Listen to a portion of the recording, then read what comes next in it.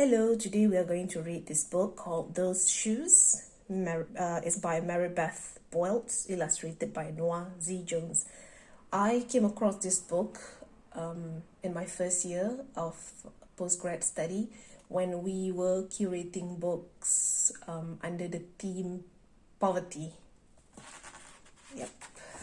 So we found a lot of books that touch on poverty, and these books are written to educate children about the needy, others who are less fortunate. So it's become one of my favorite books ever since. So this is our main character. He looks sad. That's him. He's looking at the billboard. Buy these shoes. So it's an advertisement for new pair of shoes. I have dreams about those shoes. Black high tops, 2 white stripes. Grandma, I want them. There's no room for one around here. Just need, Grandma says. And what you need are new boots for winter. Okay, so Grandma says no. Brandon T comes to school in those shoes. He says he's the fastest runner now, not me. I was always the fastest before those shoes came along. Nate comes to school in those shoes. Antonio and I count how many times Nate goes to the bathroom. 7 times in one day, just so he can walk up and down the hall real slow. Is he showing off? Next, Alan, Jacoby, and Terrence each get a pair. So it seems like everyone has the new shoes.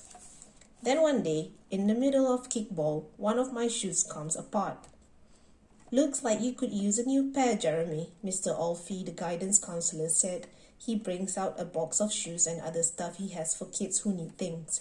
He helps me find the only shoes that are my size, Velcro, like the ones my little cousin Marshall wears. They have an animal on them from a cartoon I don't think any kid ever watched. Oh, that's sad. When I come back to the classroom, Alan Jacoby takes one look at my Mr. Alfie shoes and laughs. And so do Terrence, Brandon T, and everyone else. The only kid not laughing is Antonio Parker. At home, Grandma says, "How kind of Mr. Alfie." I nod and turn my back. I'm not going to cry about any dumb shoes. But when I'm writing my spelling words later, every word looks like the word shoes, and my grip is so tight on my pencil I think it might bust. Look at the spelling. That means you keep thinking about getting new shoes. On Saturday, Grandma says, "Let's check out those shoes you're wanting so much. I got a little bit of money set aside. Might be enough, you never know." So we know that money is tight, and he doesn't live with his parents. We don't know what happens to his parents. He lives with Grandma, and Grandma doesn't have much money. At the shoe store, Grandma turns those shoes over so she can check the price. When she sees it, she sits down heavy. "Maybe they wrote it down wrong," I say. Grandma shakes her head. Must be really expensive. When your parents sit down heavy like that after looking at a price, that means it must be out of their budget. Then I remember the thrift shops. What if that's a rich kid who outgrew his and got 2 pairs for Christmas and had to give one of them away? We ride the bus to the first thrift shop. Black cowboy boots, pink slippers, sandals, high heels, every kind of shoes except the ones I want. We ride the bus to the second thrift shop. Not a pair of those shoes in sight. Around the corner is the third thrift shop. I see something in a window. I love thrift shop in the UK. I prefer it to Primark, to be honest. Black shoes with 2 white stripes, high tops, perfect shape. It's only $2.50. Those shoes is the exact same shoes that all his friends have? Okay, let's see. My heart is pounding hard as I take off my shoes and hitch up my baggy socks. How exciting, Grandma says. What size are they? I shove my foot into the first shoe, curling my toes to get my heel in. I don't know, but I think they fit. Grandma kneels on the floor and feels for my toes at the end of the shoe. Oh, Jeremy, she says. I can't spend good money on shoes that don't fit. I think it's too small for him.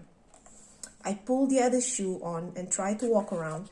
They're okay, I said, holding my breath and praying that my toes will fall off right then and there. He really wants those shoes so bad. But my toes don't fall off. I buy them anyway with my own money and I squeeze them on and limp to the bus stop. It must have hurt. At home a few days later, Grandma puts a new pair of snow boots in my closet and doesn't say a word about my two big feet shuffling around in my two small shoes. Sometimes shoes stretch, I say. Grandma gives me a hug. This is so sad because I can relate to this, I check every day, but those shoes don't stretch. I have to wear my Mr. Alfie's to school instead. One day during maths, I glance at Antonio's shoes. One of them is taped up and his feet look smaller than mine.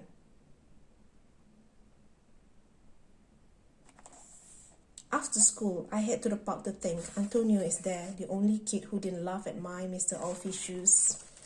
We shoot baskets. A loose piece of tape on Antonio's shoes smacks the concrete every time he jumps. I think I'm not going to do it. We leap off the swings. I'm not going to do it. What do you think he's going to do? What do you think he plans to do? I think I know. We race from one end of the playground to the other. I'm not going to do it, I say. Do what? Antonio says, breathing hard. Antonio is confused now. Grandma calls me for supper and invites Antonio over too. After supper, he spies my shoes. How come you don't wear them? Antonio asked. I shrugged. My hands are sweaty. I can feel him wishing those shoes were his. That night, I am awake for a long time thinking about Antonio. When morning comes, I try on my shoes one last time. I know what he's going to do. Before I can change my mind, the shoes are in my coat. Snow is beginning to fall as I run across the street to Antonio's apartment. I put the shoes in front of his door, push the doorbell, and run. Oh, so proud of him.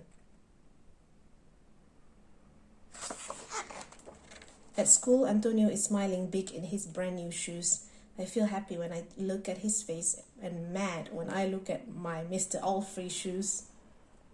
But later, when it's time for recess, something happens. Everywhere there is snow. Leave your shoes in the hall and change into your boots, the teacher announces. Leave your shoes in the hall. It's then I remember what I have in my backpack. New boots, new black boots that no kid has ever worn before. Standing in line to go to recess, Antonio leans forward and says, "Thanks." I smile and give him a nudge. Let's race. Such a good book. He knows really well how it feels not to have something that you really wanted. So that makes him an empathetic boy. So he decided to give the shoes to his friend. Such a good book. I think every kid should read this. The end.